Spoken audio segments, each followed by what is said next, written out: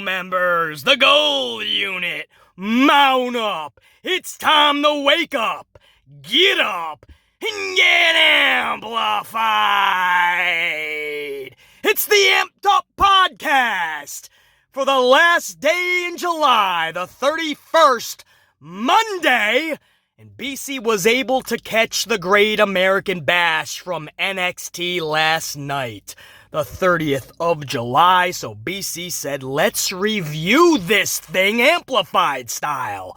From Rok-C versus Davenport, Weapons Wild match, the main event match of the year candidate, Carmelo versus Dragonov. A triple threat for the North American title. Can Wesley take it back from Dominik, or will Ali be the wild card in all of this? Could Hale take the title from Tiffany Stratton? It's all coming up in this amplified Great American Bash 2023 review. Pop in the earbuds. Audio format only, but fully amplified to the core. Let's get amplified!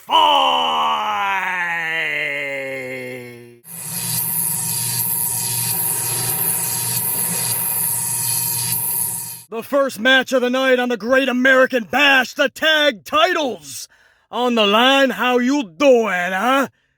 Tony D and Stax Lorenzo versus Gallus with Joe Coffey. Fairly quick 8-minute match. Tony D with a big-time pin over Gallus.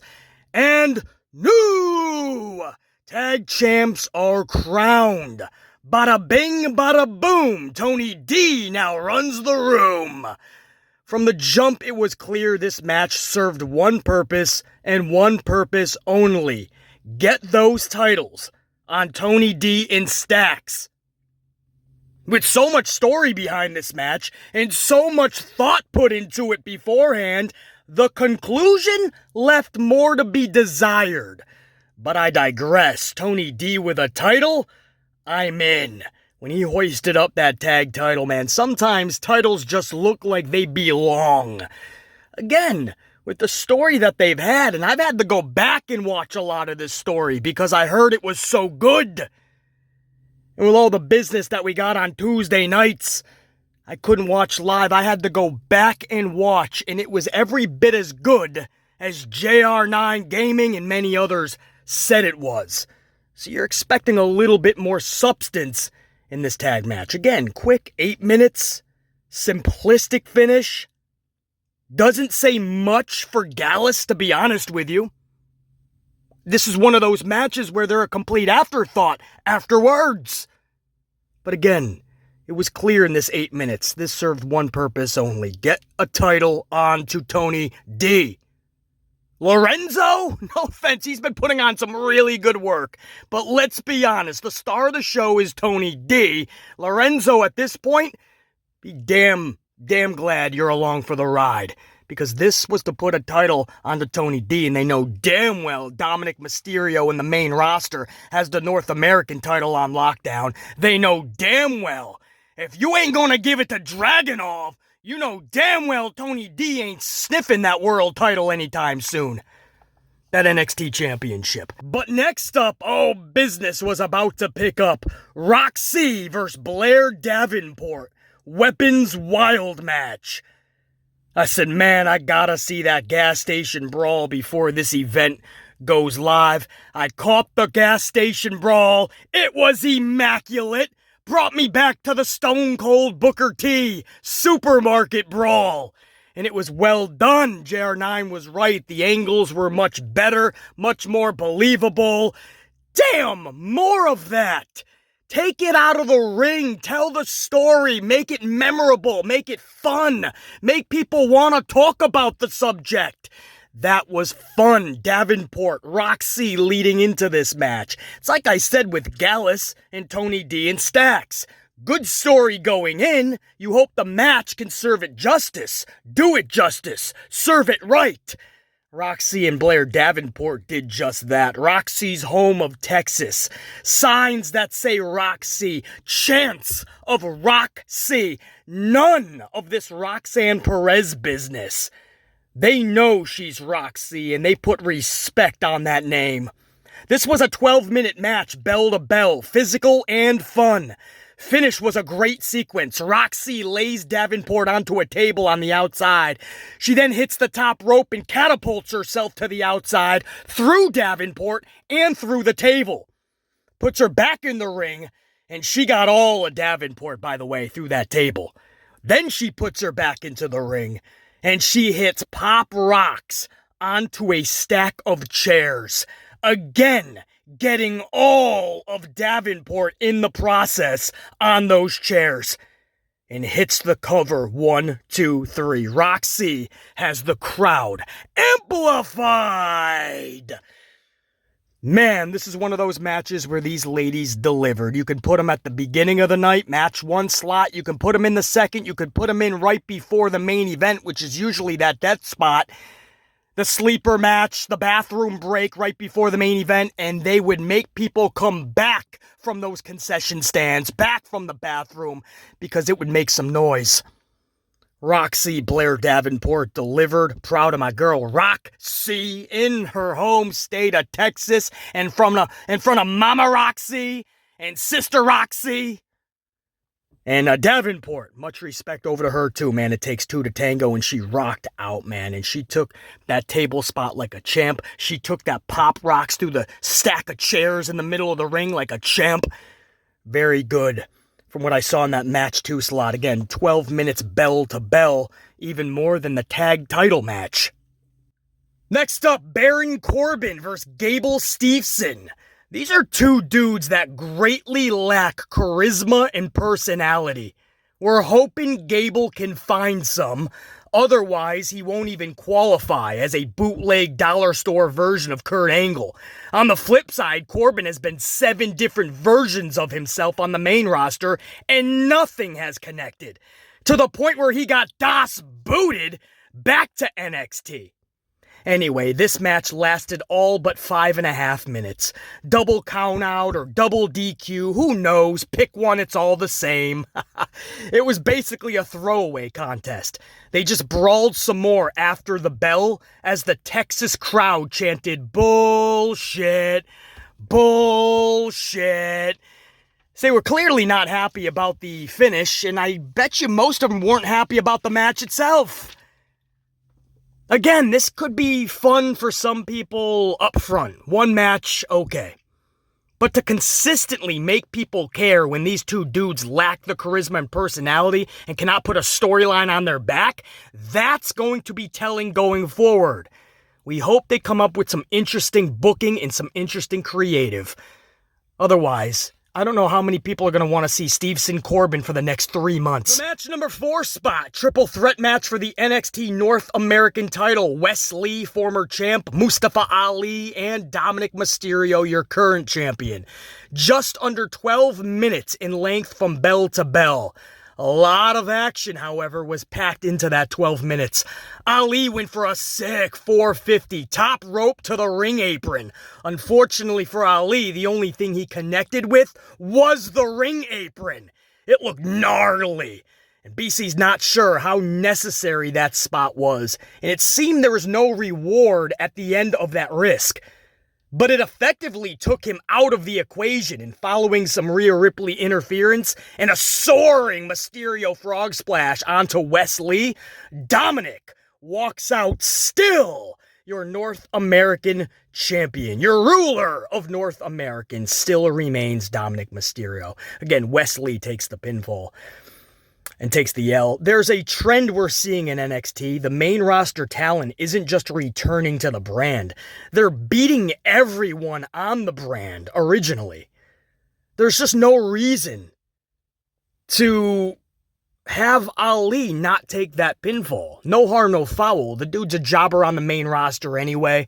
He's not making any splashes or waves in NXT. I believe he was originally supposed to defeat Wes Lee for the title. And Dominik just came in and took it. So I don't see what Ali being protected here, while Wes Lee, who just dropped the title, has to take another pin at the pay-per-view. On the NXT show, guys. I'm not seeing the logic here. Match 5 spot. What is the match 5 spot? This was the NXT Women's Championship, that is correct. Tiffany Stratton versus Thea Hale. This was an 11-minute match bell to bell. Hale's age and inexperience showed itself several times in this match. At one point, Hale went for a suicide dive, and by the time she reached the ropes to launch herself to the outside, she had basically come to a complete stop. If Hale was a vehicle, she was going negative miles an hour by the time she launched herself out the ring.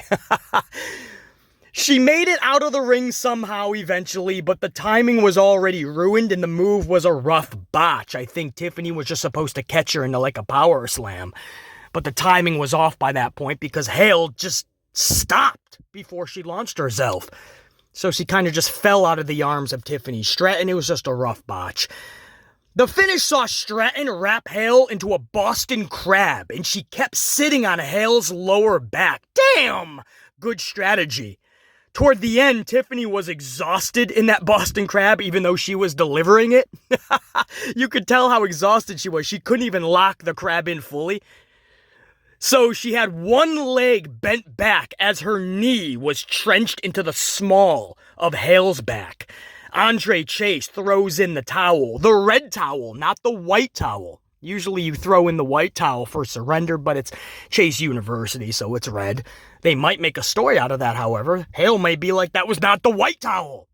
So I did not lose anything. But Andre Chase throws in the red towel, and Stratton wins this match via give up, forfeit. And she retains her championship. Obviously, that's the right call. Tiffany Stratton is so good. So good. And she makes it look so flawless. Some people feel she's not even trying. Or she's given 50, 60%. No, she's just naturally that good. And maybe she is only given 90. Who knows? I believe there's even better in her. And she's still so young into this game. As she says, part of her character, but it's IRL as well, she's not even anywhere near her prime. And she's that good. Tiffany Stratton retains. I do look forward to Rok-C, Tiffany Stratton in the future, as Rok-C is definitely my favorite female in NXT and one of my favorite females in the pro wrestling world. I don't feel Rok-C needs a title right now. I said that when she came back from injury and they had the tournament, and I said Rok-C should not be winning that. She does not need a title. Put her in good feuds with some proper booking, and they did that with Davenport. I'm so proud of how they're booking Rok-C. Build her up like that. She does not need a title. It belongs better on somebody like a Tiffany Stratton, or even though she still has a lot more work to do, even a Cora Jade would serve that title more purpose and justice. So, but I do look forward. Eventually, it's got to happen. Tiffany, Rok-C. Again, let's do this properly.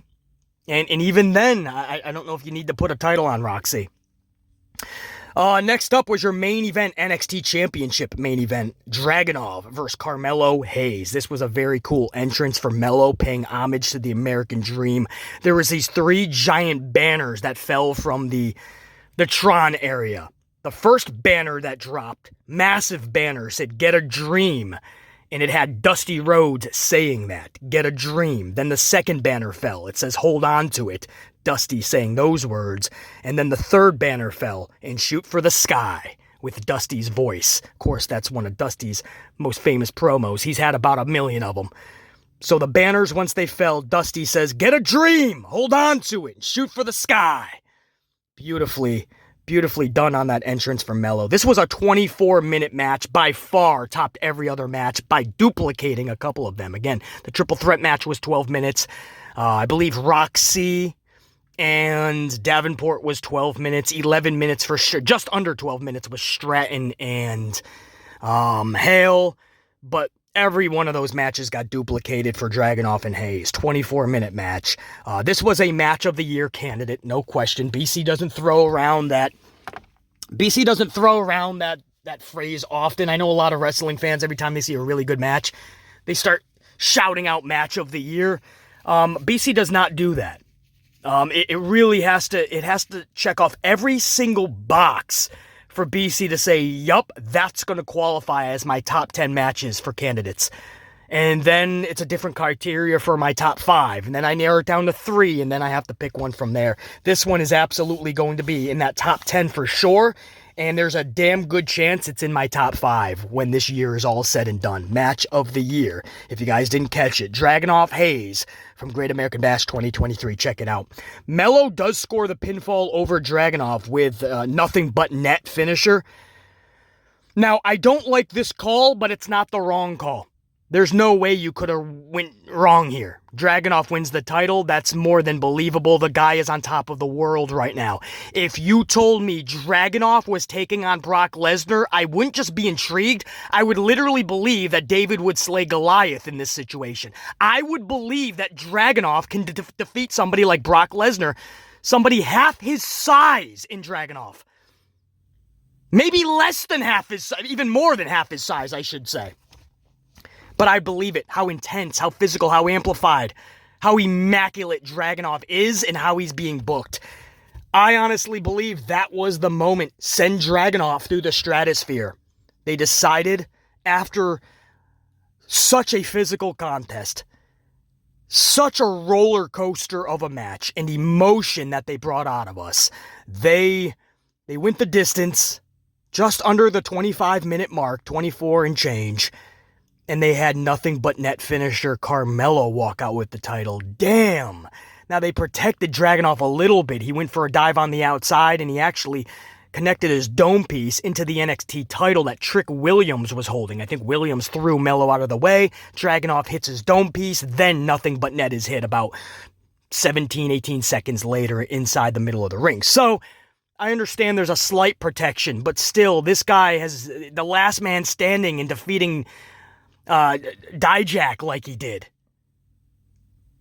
Right there, you said, okay, this guy shouldn't be losing anytime soon. When he gets to the main roster, you're thinking undefeated streak.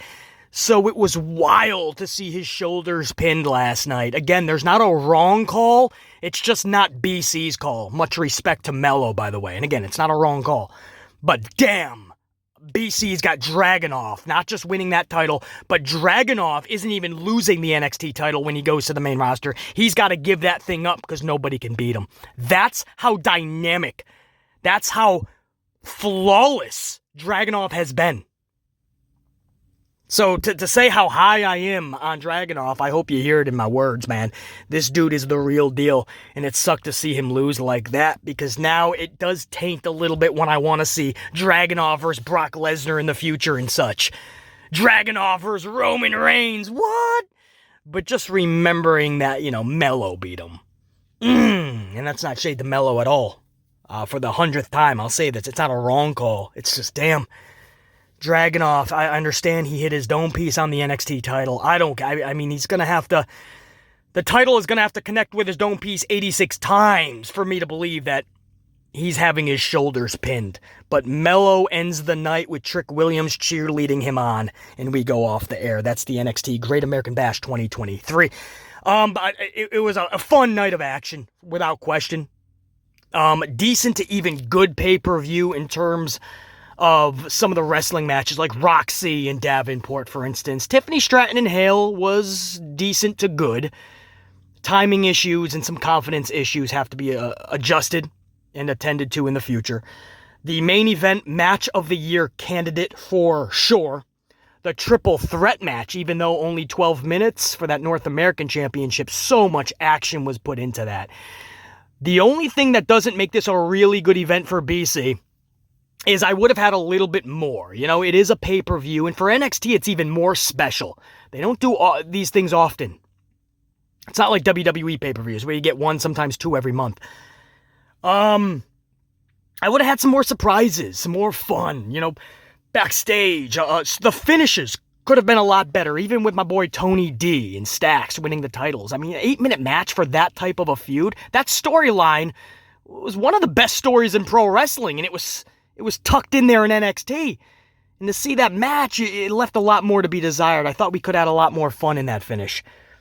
On top of that, Hale, Stratton. I like the small of the Boston Crab, man. It's locked in. A straight tap out is fine. The red towel being thrown in and the crowd being as confused as they were, like, seriously, that's how we're ending it. Maybe we could have done that a lot better. Dominik Mysterio, even in the triple threat, as much as I like the action, Dominik Mysterio just winning off a frog splash on top of Wesley of all people, man, could we have done better is what I am asking. So some of the finishes, we could have made them more special. We could have had more surprises, make this really a memorable event for the long term. So those are my kind of sour notes on it, a little bit more could have been presented for the Texas crowd. But as far as the action in the matches, it more than stood on its own legs, man. Great American Bash went off as, at the worst, decent. And I'll even give it properly good. How's that? It was properly good. A little bit more, man. Really tell people why they need to tune into NXT for the foreseeable future. Not too much of a cliffhanger other than Dragonov pissed off that he lost, Some people were thinking Trick Williams was going to turn on Melo. Melo would drop the title. What's going to happen next with Melo? Not much of a cliffhanger when the whole event went off the air. So, that's BC's thoughts on the Great American Bash. Guys, rock out the rest of your Monday. BC will be with you, obviously, for Monday Night Raw's review. Hopefully, we could do that live, maybe, man. That would be good. If we can get back into the office studio, maybe we can do that live. I want to be live with my channel members for sure for SummerSlam. I would love to do a channel members-only chat. Everybody, my entire unit, will be able to watch the stream. But the chat, I want to open up to maybe my channel members. That would be really awesome. We haven't done one of those in a while.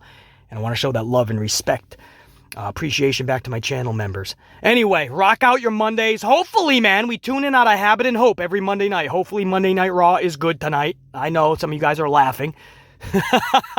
But maybe, hopefully, a little bit. And we'll talk all about it tomorrow, guys. Whether I can be live or not, whether I can be in studio or not.